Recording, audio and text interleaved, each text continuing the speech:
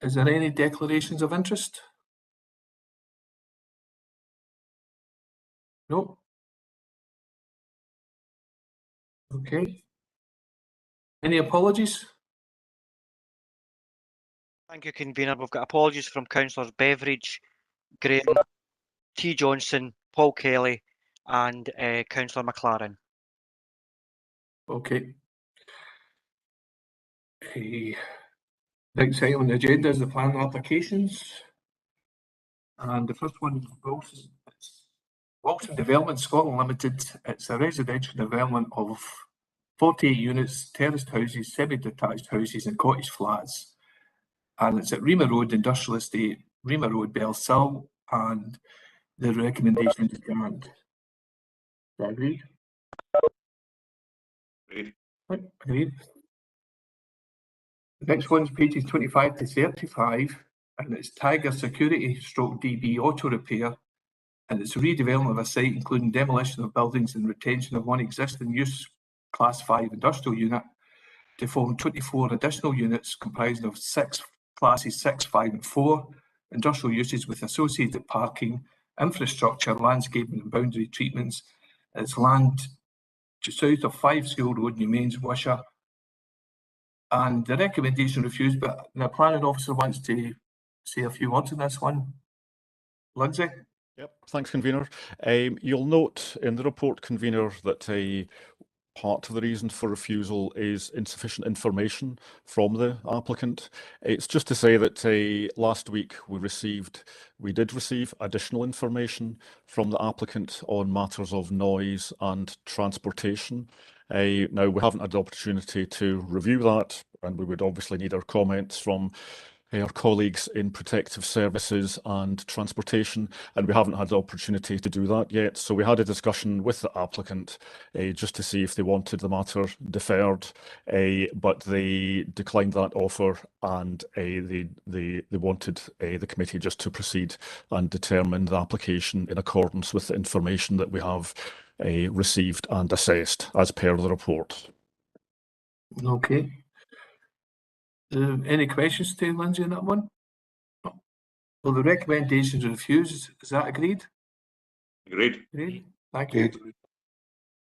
Next one, pages 36 to 48, Don Homes Limited, 74 dwelling houses with associated infrastructure, land at Belsill Athletic Club, Hamrig Road, Belsill, and the recommendations granted. Agreed. Pages 49 to 57, it's Bellway Homes and Dukeney Properties, Section 42, application for variation of conditions 3D and 3F, attached to planning permission in principle regarding residential development of up to 450 units, across access and associated works, various sites at Johnson Road, Gartcosh. The recommendation is grant. Agreed? Agreed. Thank you. Pages 58 to 69, Bellway Homes, Dukeney Properties, erection of 105 homes with access road, formation of junction, associated works, phase 2, land northeast of Johnson Road, Gartcosh, and the recommendation is grant. Agreed? The next application is pages 70 to 81 is Mother Homes, 77 dwellings and associated infrastructure and landscaping at Croy Quarry, Constary Road, Croy. And the recommendation is grant. Is that agreed? Agreed. Oh, I see Councillor Quigley, did you put your hand up there? Yes, I did, Harry. Thank you. It's just that there was a previous application, very similar to this, and it was related to the quarry restoration at the time, and it had a condition imposed that site traffic be routed from the motorway past the station rather than going through the village. And it was really to help with community and road safety concerns, and it certainly did do that. So when I was reading these papers, I was surprised to see that there hadn't been a similar condition laid down this time. And I see that the recommendation is to grant. Could we have a condition imposed exactly the same as the previous one before granting. Claire, who's got to speak to that? Is it Convener, Margaret? comment, sorry, is Graham. Graham, right. Afternoon, Councillor Quigley. This application was accompanied, obviously, by supporting information in relation to transportation matters, and was something that we carried out consultation with our colleagues in transportation. They asked for a transport assessment to be carried out, which was done and provided by the applicant. And kind of routing of traffic wasn't something that was flagged up by our colleagues in transportation as being necessary in terms of road safety or convenience in terms of disturbance and that kind of thing. But I guess it's up to the committee whether or not they think that that would be an appropriate condition to add. Is it agreed with the committee that we go back to the roads and see if that condition can be put in to try as much as possible to keep the traffic away from the village? I don't think it would be something that we would need to go back to roads about. It would be something that we could just, if the committee felt that that was an appropriate condition to add in terms of routing of construction traffic to and from the development, then that's something that we could certainly put on a condition. Convener, I would second Claire's movement on that. Right, I don't think we need to vote on this one. I think everybody will be happy with that, will we? Yeah. Everybody's quite happy. Yep. Okay. Thanks, Convener. Thanks, Gordon. Pages 82 to 91, North Lanarkshire Council, new cemetery, including associated buildings, access roads, parking, landscaping, fencing and drainage. Peter Farm, Dimsdale Road, Wishaw, recommendation is grant. Is that agreed? Yeah. Thank you.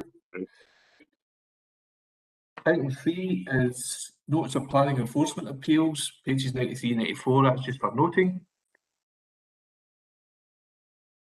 Item 4, Scottish Government consultation on implementation of new planning system, pages 95 to 102.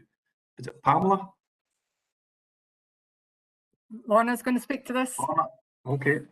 Yeah, Convener, thank you.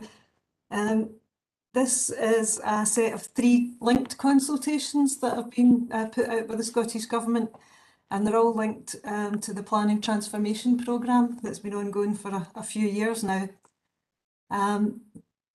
The 3 documents that we're being consulted on are a new National Planning Framework, and that'll be National Planning Framework 4, which also for the first time incorporates national planning policy. The second consultation's on the Local Development Plan regulations and guidance, and the third is on open space and place efficiency assessment regulations and guidance. Basically, together these 3 documents represent a major change in the way planning operates in Scotland, and this is the government setting out how it would propose that we deal with these matters in future. If I can just sort of give you the highlights of each of these documents. They are very lengthy documents. We've had them since November. They've been a matter of much discussion at various planning groups, the Heads of Planning Scotland, the Clyde Plan meetings. So they have been very well discussed amongst the planning community, because they are quite radical, the changes that they are proposing for the planning service. So the National Planning Framework basically sets out a planning policy for the whole of Scotland, which is a bit more than we've ever had before. The document, it's focused very much on the climate change emergency and how planning is going to help us to adapt to climate change. It also covers transition, place and equality. They're recurrent themes within the documents, and it also looks at protecting and restoring biodiversity through things such as the wellbeing economy and a nature positive economy. So it uses different language from the documents that we've had in planning before now. And one of the key things in it is that in previous documents, economic growth was sort of central to how we were going to view planning in Scotland, but that doesn't feature so much as a main driver this time round. It is more about climate and ecology. One of the key things, and as I say, it also takes in what previously was the planning policy. It was a separate document before, but it's now encompassed within this National Planning Framework 4. It sets out 206 national policies, which all authorities will have to consider when they are either drafting their local development plans or when they are assessing planning applications. So 80% of those 206 policies relate to development management. The second piece of regulations and guidance that we've been consulted on is around what we have to do to prepare a local development plan in future. And the development plan in future will be the National Planning Framework and the local development plan. That's what constitute the development plan for authorities, and all decisions on planning applications will have to be made in accordance with those two documents. So it changes how we do local development plans. It moves from a 5-year cycle to a 10-year cycle, but it also requires a lot more work and evidence to be produced to justify what policies and proposals we would want in our local development plan. And it also makes the plans a bit more policy light, because there'll be these national policies that will take precedent, or that will cover all planning authorities. So we'll all be working to the same policies in future, but we can add some local policies and a local dimension through our local development plans. And the third piece, the open space strategy and place efficiency assessment. This is something that we have done before. We did have an open space strategy before, but this makes it a duty on all planning authorities to prepare this piece of work. And it also incorporates looking at our play facilities that we have for various age groups, and ensuring that we have sufficient provision made for the different age groups. So and that open space strategy and the place efficiency assessment would all have to be done before we can proceed with our local development plan. It has to be in place as we take the local development plan forward. So paragraph 2.4.3 of the report in front of you does sort of set out the key changes that are proposed through the documents. And as I say, there's been a lot of discussion in the planning world about the documents. We are a wee bit concerned that they don't all tie up together. They don't make a lot of reference to other national policies and strategies that are in place. And we're a bit concerned about some of the language that's being used in the documents. So these are the sorts of things that we're going to cover in our submission to the Scottish Government. The other key thing is that they do put quite a lot more work onto planning. The resources that we'll require to undertake our jobs that we do currently will require more people and possibly more time. There are a lot more, in terms of when we deal with planning applications, there's going to be a lot more supplementary information required to help us to assess those applications as we move forward. And some of the assessments cover subjects that we aren't necessarily trained in at the moment, and we'll have to have training as officers to be able to ensure that we carry out our jobs properly. So, as I say, the whole point of the planning transformation process was supposed to be about speeding up and simplifying the planning process and making it a bit more clear to the public and allowing them to engage more. I think the general feeling is that whilst we support what the government are trying to do here, and the direction of travel is very good, maybe they're trying to do too much at the one time, but that's for them to decide. So we're just going back and trying to make suggestions to make things, the proposals that they have, work a bit more smoothly in practice. So basically we're going back with a fairly positive response, but just trying to help the process and make it a bit clearer for people. So the recommendation is that you note that you consider the contents of the report and support us in submitting our comments to the Scottish Government, which we have to do by Thursday for all of these documents. Thank you.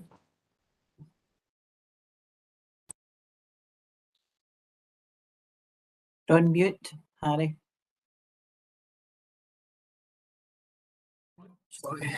Is there any questions or points to order on that item? Bob? Yeah, Lorna, I was a wee bit worried when I saw it and what is actually happening over the last couple of years with some of the decisions in the government. But you seem a bit doubtful as to whether they're even going to accept anything you're putting forward. And that worries me. Should we be getting a more in-depth look at what you're going to put to them? Lorna? So I don't doubt that they'll look at what we're doing and what we are putting forward. What the actual I think the report in front of you sort of summarises our position, and that we are supportive of what the government's proposing. We do think it is the right direction of travel. We do have to change how the planning system operates. It's just that at the moment there's these 3 different documents that are going to be what we have to work with on a day-to-day basis, and we're not quite sure that they mesh together quite right as they sit. So we are being positive and suggesting ways to make it work. We aren't suggesting that they change things radically. It is more just about the language that's used and the terminology, just to make sure that things that it's consistent in its approach. I do think, I mean, as I say, there's been a lot of discussion in the planning in the planning world, where the various officers meet together, and we are all being quite consistent in our approach to this. I think there will be local nuances, but we all feel generally that it is the right direction of travel, but there is a bit of tidying up to be done. I'm not sure that I have no problem with anyone seeing what we're going to submit, but the questions that have been asked are all quite specific about each part of the documentation that we've been given, so it's not necessarily an easy read. You would have to read the documents, which are quite big, in conjunction with the responses, just the way the government set out the consultation. As I say, it is very specific questions that we have to respond to. So as I say, the responses are there if anyone wants to see them. I can really understand that, but can I just ask, are you going to be asking for changes, or are you just wanting the terminology sorted out that you understand where they're coming from? Yeah, it's more about clarification and consistency of language that we are going for, and some of the language in the policies we feel is it should be tightened up, because the danger is that if you leave wording a bit vague in policies, it means that people can then be subject to legal challenge. Yeah. And the whole point is we don't want to end up in the courts over every planning decision that's made. We want it to be clear to people what the outcome of an application is going to be. And the danger at the moment is just the wording's a bit loose, and we could end up in court quite a lot. So we need to try and protect us all from that, because we are all trying to move forward and make things happen. And okay, thanks. Okay, Bob, that's your. Thanks very much. Any other questions or points? We agree the recommendations in the report then. Thank you very much. Item 5 is North Lanarkshire Council Draft Statutory Supplementary Guidance Note on Planning and Noise, pages 103, 107. Are you going to speak to us, Pam, or? Lorna's on. It's me again. As the members of the committee will be aware, noise and noise impact assessments feature quite highly these days when we're assessing planning applications, and it is something that can take up quite a lot of time going back and forward with an applicant. So we undertook to prepare planning guidance, and this is supplementary planning guidance, to make it clear to anyone submitting a planning application where there was the possibility of a noise issue arising, make it clear what sort of issues we would be looking at, and what we expect of an applicant in terms of submissions, and what a noise impact assessment would look like, and give them some guidance on how to go about that, just to try and make the process clearer. So this is the draft guidance that's in front of you today. We want to go out to, we want your agreement so that we can go out to wider consultation. At the moment, only officers within the council have really had a say in what's going into this guidance. So we now need to go out to the public, developers, other noise specialists, anyone with any interest, and get their views on what the guidance says. And then after we get comments back, we may amend, if necessary, we'll amend the guidance, but we will be coming back to committee to get the final document agreed. So we just want agreement to go out to public consultation now. Okay, is that agreed? It goes out to public consultation? Agreed. Thank you. This is my swan song, I believe.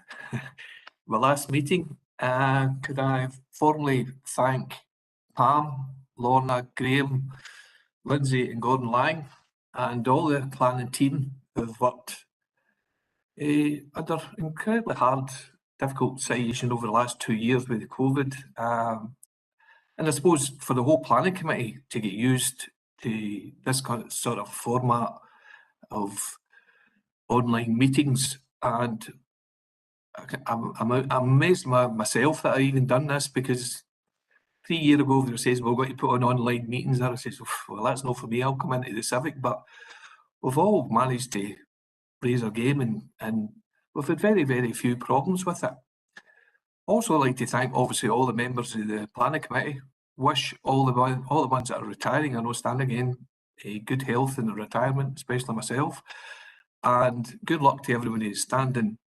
And another wee special thanks to Alan McVeigh, my vice convener, for all his support, and Mark Hamill, of course, for his support throughout the last very, very quick 5 years, in my book anyway, and especially over the last 2 years, which have been fraught with the problems with COVID, and we've managed still to keep going. We've managed to get our planning applications through. I don't know how many meetings we've had in the last 5 years, probably more than most of the committees, other than, say, licensing authorities, but we've managed to keep our attendance up and get through the business very timelessly.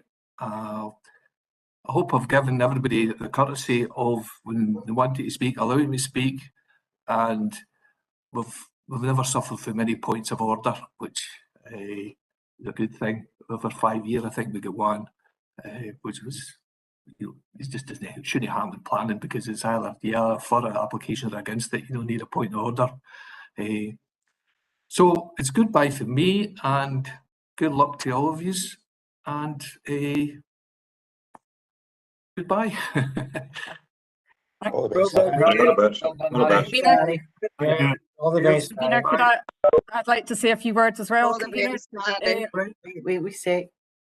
I'd like to say a few words as well, convener, if that's okay. Just and first of all, thank you for your kind words there, and for your thanks to the planning service and to Mark. So on behalf of the planning service, and I'm sure the whole committee, and Mark and committee services, we'd like to wish you all the very best for a long, happy, well-deserved retirement, although I'm sure you're still going to tune in as every month to the planning committee and the council meetings, just to keep in touch. And we'll obviously, I'm sure Mark could arrange to send you complimentary copies of the papers. I'm sure you would enjoy that. So no, on a serious note, I just want to thank you personally for the support you've given me. Obviously, I've come in very new to the planning world and the committees, so I'd like to thank you. And I know, I'm speaking on behalf of Lorna and the team as well, in terms of the support that you've given us as a service over many years, and certainly the last 5 years as the convener of the planning committee, a very efficient convener, if I can say so. And as I say, we just would really like to wish you all the very best for the future. Thank you very much. I'll miss the weekly lists. Check them out. As I said at the very beginning,